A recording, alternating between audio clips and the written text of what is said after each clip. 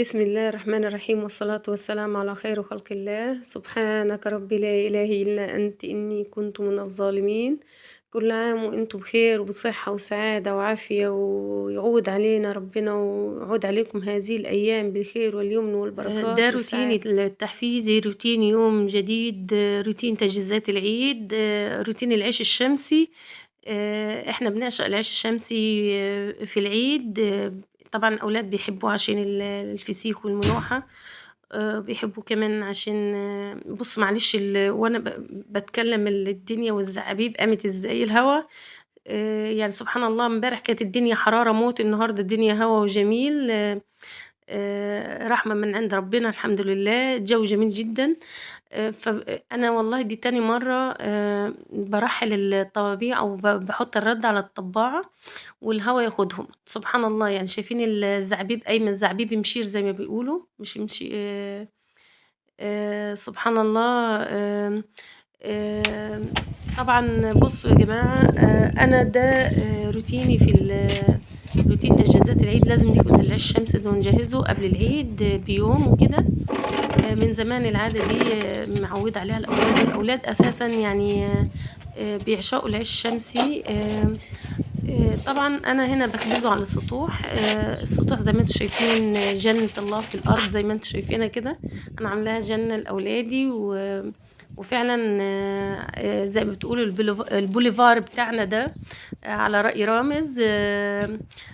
بس مش البوليفار بتاع الناس الأجنبية، أنا عاملة بوليفار لنفسي. عاملة مكان جميل كده، قاعدة حديقة، منتزهات، زي المنتزه كده نقعد فيه في العيد، نقعد نبقى زهقانين نطلع أنا والأولاد نقعد فيه، المنظر الطبيعي قدامِك. الزرع كمان فيه خضروات وكده. آآ بُصّوا الخضار ده بتستفادي منه، حتى الملوخية أنا زارعاها وزارعة البتنجان والفلفل وحاجات كده بيستفاد منها، ما هو السطح موجود يعني ما أناش مستوردة حاجة من برّه، والطماطم أنا زارعاها، مستوردة حاجة من برّه كمان، يعني بتبقى حاجتِك لو احتاجتِ كزبرة، خضرة، الحاجة دي موجودة عندِك في البيت. أنا باشتري من برّه لكن مش طالعة وعايزة الحاجة دي ضروري بالاقيها عندي يعني. مش بُصّوا التين الشوكي جميل إزاي، تحفة صراحة مطلّع ورق بيبز صغير شكله جميل، أنا زارعاه في كل حتة، من الحاجات الجميلة جدًا، جدًا، جدًا، وشكله خرافي، خرافي، خرافي التين الشوكي لمّا تزرعيه في هو بيحب التربة الرملية، يعني ممكن تقلّبي التربة على الرملة وما بيحبش المَيّة الكتيرة. بُصّوا يا جماعة اجعلوا من بيوتكم جنة، واجعلوا من سطوحكم جنة. ربنا يجعل حياتكم و وحياة أولادكم كلّها سعادة وخير. الكل بيحسدني على اللي أنا فيه والله ويحسدني على البيت، الحاجات دي ما جاتش بسهولة. الحاجات دي جات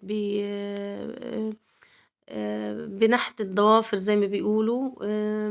أنا عاوزة أقول للستات الحلوين المُذيعين بتوعة اليوتيوب، اليوتيوبر الكبار أوي، أوي، آية حبيب ونادية، أختنا الجميلة نادية السيد. أنتم بتعملوا روتينيات وتعملوا طبخات جميلة، وبتعملوا البوفتيك والسكالوب والحاجات دي. إحنا بنعمل هنا روتين، عندنا روتين العيش الشمسي. كل واحد بقى وحياته، كل واحد و وجوّه، كل واحد وأكله وشربه. أجمل حاجة إحنا بنعملها هنا طبعًا، اللي بتملى الخير البيت كلّه خير بتحسّي إن البيت مليان خير، هو العيش البلدي. زي ما باقول لكم اجعلوا بيوتكم جنة ليكم ولأولادكم. اعملي على تطوير ذاتِك وتطوير بيتِك وتطوير أولادِك، بلاش تبصوا للآخرين، بلاش تبصوا على اللي في إيد الآخرين، بلاش تبصي إن ده معاه عربية، بلاش تبصي إن ده معاه فيلا، بلاش تبصي إن ده معاه هدوم جديدة، بلاش تبصي إن ده جايب هدوم من الخارج وأنتِ مش جايبة. يا ستي الإنسان اللي عينه فارغة حتى لو الدنيا كلّها قدّموها له على طبق من دهب برضه عينه فارغة يعني مش هتتملي. الإنسان القنوع أقل حاجة بيبقى قنوع، يعني سبحان الله يعني.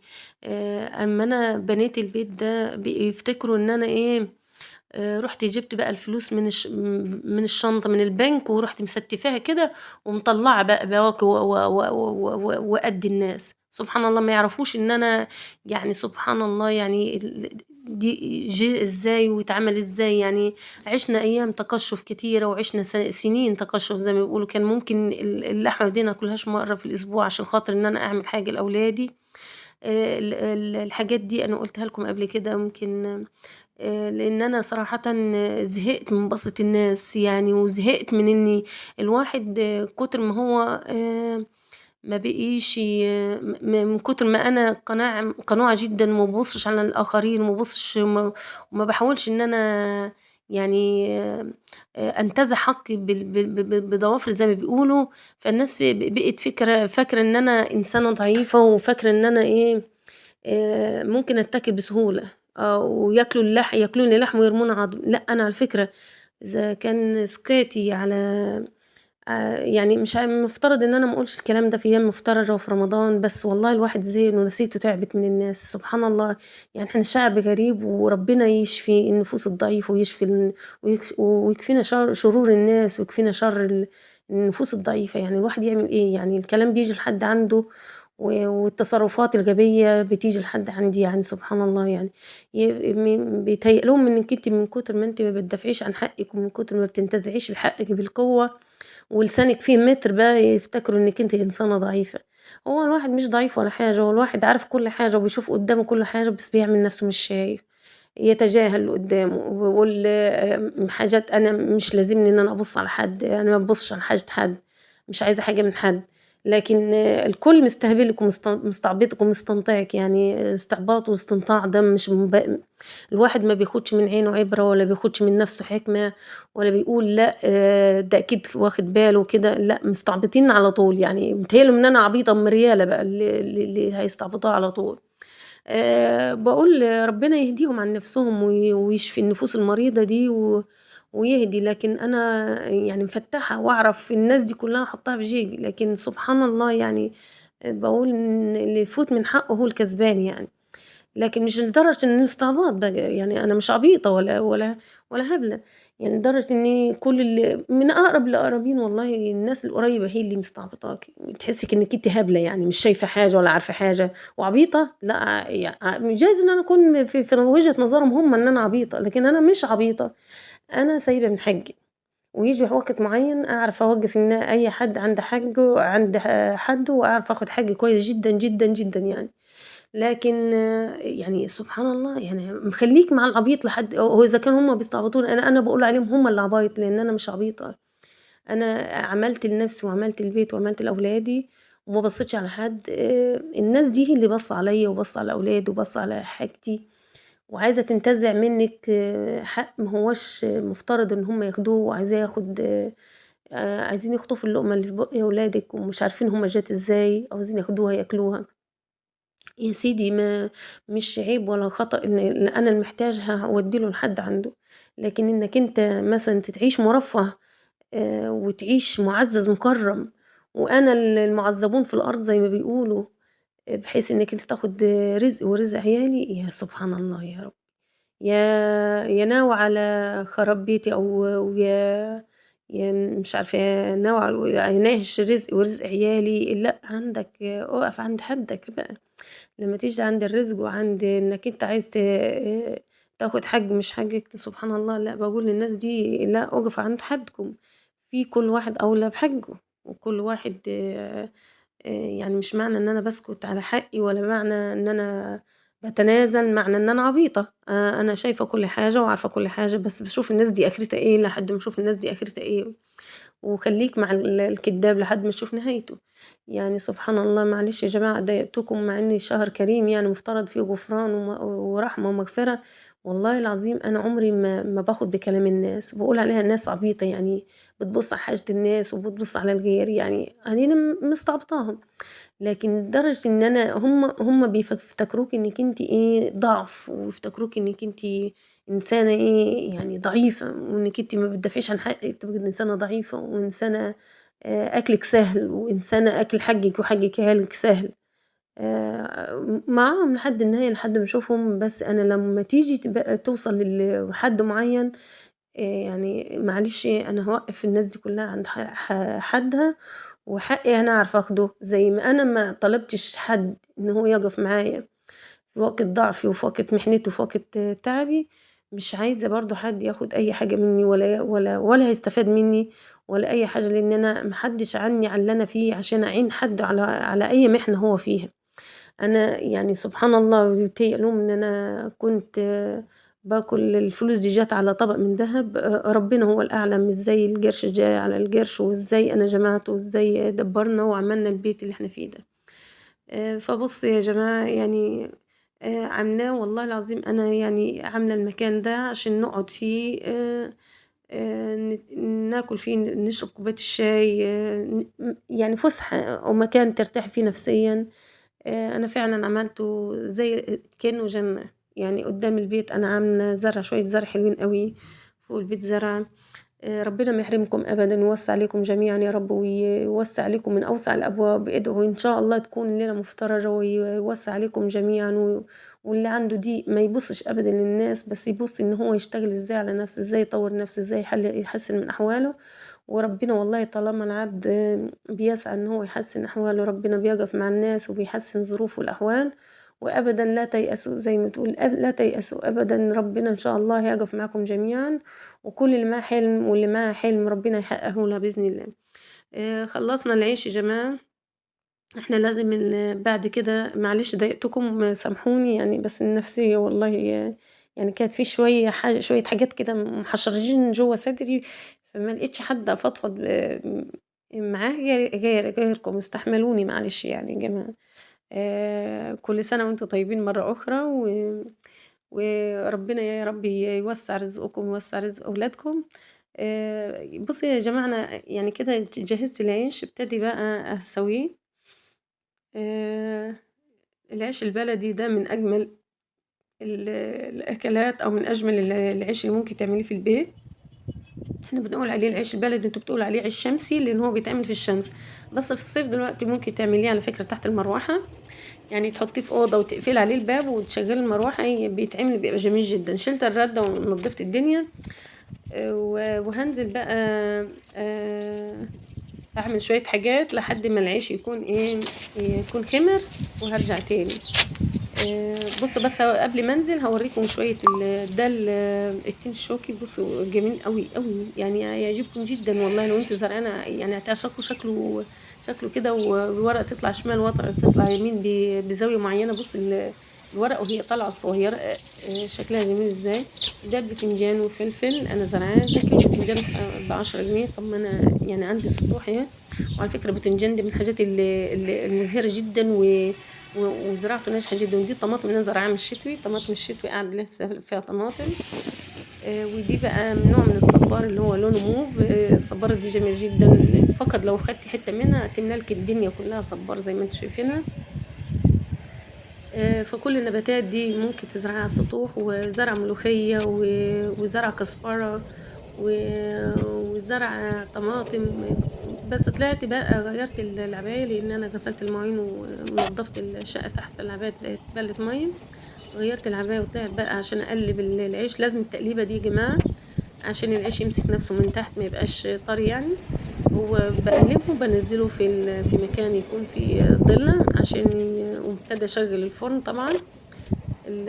عقبال ما أشغّل الفرن وأقلّبه التقليبة وأنزّله هيكون خَد نُص ساعة يكون خمر كويس يعني وشد الوش عشان أعرف إيه، يبقى العيش متماسك وشكله حلو. آآ يعني بعد كده طبعًا تابعوا معايا الفيديو يا ريت ما تقفلوش يا جماعة عشان هاورّيكم طريقة حلوة أوي وآدي للسمك. العيش الشمسي الجميل، وخلّصنا كده روتين الخبيز، الروتين التحفيزي بقى على السطوح. هننزل دلوقتي للمطبخ وتجهيز الفطار. إن شاء الله مش عارفين هيكون هيك فطار والّا في فطار تاني، كل عام وأنتم بخير.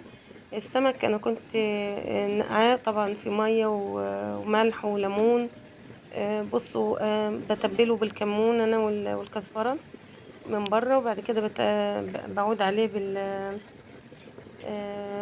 بالثوم وأحط له هريسة، الهريسة دي فلفل أحمر مطحون، أنا خازناه من السنة اللي فاتت. والسمك ده أنا كنت مجمداه من امبارح، مش هو طازة بس أنا من امبارح جايباه، بحشيه بالطماطم والكزبرة الخضراء. أحلى أكلة سمك ممكن تاكليها مشوية لما تحشي السمك بالطماطم والكزبرة. وتبليه تتبيلة كويسة وحطي له هريسة وهقلبه بالردة واحطه في الفرن. هتاكلي أجمل أكلة سمك في حياتك. الناس ما بتقول ما بناكلوش في رمضان، بس أنا بناكلوه عادي، ايه المشكلة يعني؟ كلناه وشربنا عادي مية كتيرة، ما بيعملش حاجة. وبنعمل طبعا عملنا شوية بتنجان جنبيه ورز وسلطة، يعني أكلة صراحة تفتح النفس، يعني جميلة يعني. الناس زهقت من الطبيخ والصواني والكلام ده كله، فقلنا نغير يعني. الأكل اللحمة على طول أو الفراخ على طول أو الصواني وحاجات زي كده، بتلاقي نفسك إنك انتي مش قادرة تاكلي الحاجات دي، عايزة تغيري بحاجة حرشة يعني. فقلنا نغير نعمل السمك المشوي. الأولاد بيحبوها جدا، أنا عندي أكل من الأكلات المفضلة عندهم، ورز وسلطة ومخلل وبتنجان مخلل، يعني كانت أكلة جميلة. ربنا يعود علينا وعليكم الأيام بالصحة وبالخير وبالسعادة. ودي كانت من روتين تجهيزاتنا من تجهيزات العيد. أتمنى يكون روتين تحفيزي وأحفزكم تقوموا كل اللي معاه حاجة تعملها. أعاد الله علينا وعليكم العام بالخير واليمن والبركات، وكل سنة وانتم طيبين. أتمنى لو عجبكم الفيديو ما تنسوش تعملوا لايك والاشتراك وتفعلوا زر الجرس عشان يصلكم كل ما هو جديد. بس كده السمك يا جماعة بالتتبيلة والهريسة بتديه طعم وريحة تحفة جدا يا جماعة. بحفظها من السنة للسنة، بعمل بها سمك، بعمل بها كبدة، بعمل بها جميلة يعني. بقلب السمك في الردة وارصه في صينية مدهونة زيت واحطه في الفرن خلي بالكم السمك المشوي بيكون صحي جدا جدا، وكمان بيقاوم الضغط ويقلل الضغط. ده البتنجان المسلوق أنا سلقته يعني. بعد ما سلقناه، دي التتبيلة اللي أنا هحشي بيها البتنجان. عبارة عن فلفلاية وملعقة بطحنهم في الهون، بدقهم دق في الهون، برجعهم على الهريسة مع عصرة ليمونة ومعلقتين من الخل. الفلفل ده الفلفل ممكن يبقى شطة يعني سخن، وممكن يبقى بارد حسب الرغبة يعني. بنزلهم على البتنجان، خلطة جميلة جدا من البتنجان المخلل. أتمنى برضو تكون الفكرة عجبتكم. وده البتنجان المخلل بتاعنا. دي في وجبة الإفطار النهاردة بتاعت النهاردة. أتمنى إن كل الأفكار وروتين النهاردة، روتين التحفيز، روتين تجهيزات العيد، روتيني اليومي لتجهيز الإفطار، أتمنى يكون عجبكم. في نهاية الفيديو على فكرة يا جماعة، قبل ما انهي الفيديو، البتنجان طعمه جميل جدا جدا جدا وتحفة. أتمنى انكم انتوا تفعلوا زر الجرس، وما تنسوش اللايك والاشتراك وتفعيل زر الجرس. لا يسعني في نهاية الفيديو إلا أن أستودعكم في رعاية الله وأمنه. وعيد سعيد عليكم وعلى أسركم وأولادكم، وخير وصحة وسعادة